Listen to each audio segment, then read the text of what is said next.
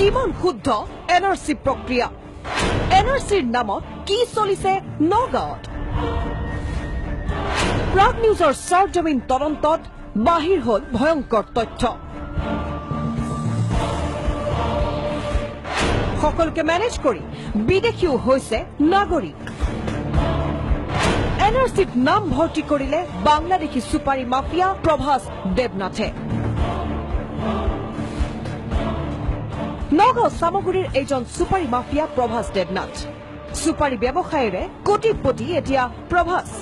এয়া প্ৰভাসৰ বিশাল সম্পত্তি NRC legacy ডাটাৰ নামত নগাঁৱৰ হাৰিভাঙাত প্ৰক্ৰিয়াটো চলিছে কি আমি বৰ্তমান উপস্থিত আছো প্ৰভাস দেৱনাথৰ বাসগৃহত আৰু প্ৰভাস দেৱনাথৰ এই মুহূৰ্তত আমি ইয়াত দেখুৱাইছো সুপাৰীৰ ব্যৱসায়ৰে কোটিপতিৰ সম্পত্তিৰ মালিক এই মুহূৰ্তত প্ৰভাস দেৱনাথ কেইবা বিঘা মাটিৰ প্ৰভাসৰ এয়া বিশাল বাংলো ঘৰতেই সুপাৰী আৰু মৰাপাতৰ ব্যৱসায় দাদা তো অকমান সুপাৰী কিনো আৰু এইবিলাক ক্ষেত্ৰৰ পাত আছে এতিয়া আহো প্ৰকৃত ঘটনালৈ ধনবল বাহুবলেৰে সকলোকেই মেনেজ কৰি এনআৰসিত নাম সুমুৱালে প্ৰভাসে কিন্তু কেনেকৈ সত্যানন্দ ৰয় নামৰ এই লোকজনে কব সেই সকলো কথা আমাৰ মাটিৰ লগত কাজিয়া আছিল মানে মাটি লৈ পেলাই সীমানা লৈ পেলাই যেতিয়া মই হেৰিত গৈছো আপোনাৰ মণ্ডল অফিচত গৈছো তেতিয়া তাৰ নাম দেউতাৰ নামটো মই চালো চোৱাৰ পিছত তাৰ দেউতাৰ নাম তাতে দিয়া আছে গংগাচৰণ দেৱনাথ তো অৰিজিনেল গংগাচৰণৰ ল'ৰা আমি জানো আমি ইয়াৰ লোকেল বাসিন্দা আমি জানো সেই ল'ৰা এটাই আপোনাৰ এই গংগাচৰণৰ ল'ৰা হৰিদাস দেৱনাথ এওঁতো ঢুকাল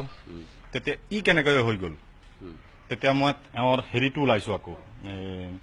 বুঢ়া লিষ্টটো ওলাইছো তাতো গংগাচৰণ লিখা আছে তেতিয়া মই গৈ পেলাই কমপ্লেইন কৰিছো হয় সকলো ঠিকেই শুনিছে প্ৰভাসৰ প্ৰকৃত ঠিকনা হৈছে বাংলাদেশৰ ময়মনসিং পিতৃ স্বৰ্গীয় নগেন দেৱনাথ ৮০ দশকত অসমলৈ আহি নগাঁৱৰ সামগুৰিৰ লাইলুৰি গাঁৱত থাকিবলৈ ললে প্ৰভাসে ভাৰতীয় হোৱাৰ পৰিকল্পনা ৰচিলে প্ৰভাস দেৱনাথে এইবাৰ পিতৃ বনালে স্বৰ্গীয় গংগাচৰণ দেৱনাথক গংগাচৰণৰ লিগেসি ব্যৱহাৰ কৰি এনআৰসিত নাম সুমুৱালে প্ৰভাসে লাইলুৰিৰ গাঁও বুঢ়াই কব প্ৰকৃততে গংগাচৰণৰ পুত্ৰ কেইজন গংগাচৰণৰ ল'ৰা হৰিদাস বুলি মই জানো গংগাচৰণৰ আৰু কোনো উত্তৰাধিকাৰী সন্তান নাই এজনী আছে হৰিদাস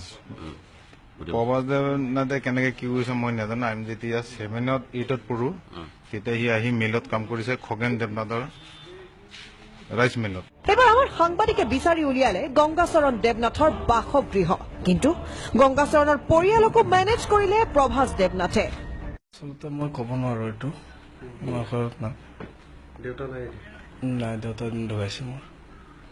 সেই সন্দৰ্ভত আপোনালোকক কোনোবাই সোধা পোছা কৰিছিল নেকি আৰু কিবা প্ৰশাসনলৈকে আহিছে নেকি আপোনালোকক মই ক'ব নোৱাৰো অহা নাই মই ক'ব নোৱাৰো কাৰণ মই ঘৰত নাই কিন্তু আপোনালোকৰ যিখন লিগেসি ডাটা ওলাইছে তাতো আপোনাৰ দেউতাৰ নামটো ওলাইছে তেওঁ যিখন ব্যৱহাৰ কৰিছে সেইটোতো আমি ক'ব নোৱাৰো আপুনি দেখিছে এইখন দেখা নাই নাই দেখা নাই মই জাতীয় সংগঠন বিজেপি নেতা প্ৰশাসন এই ব্যৱস্থাটোকে হাতৰ মুঠিত লৈ বাংলাদেশী প্ৰভাস স্বদেশী হল এয়া মাত্ৰ এটা উদাহৰণহে এনে বহু প্ৰভাসে হয়তো প্ৰশাসন যন্ত্ৰটোক কিনি নাম সুমুৱাইছে এনআৰসিত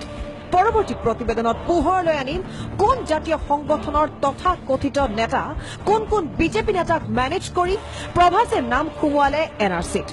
ভিডিঅ' জাৰ্নেলিষ্ট কংকন বৰদলৈৰ সহযোগত নগাঁৱৰ পৰা অজিত শইকীয়া আৰু কাবুল কলিতাৰ ৰিপৰ্ট প্ৰাগ নিউজ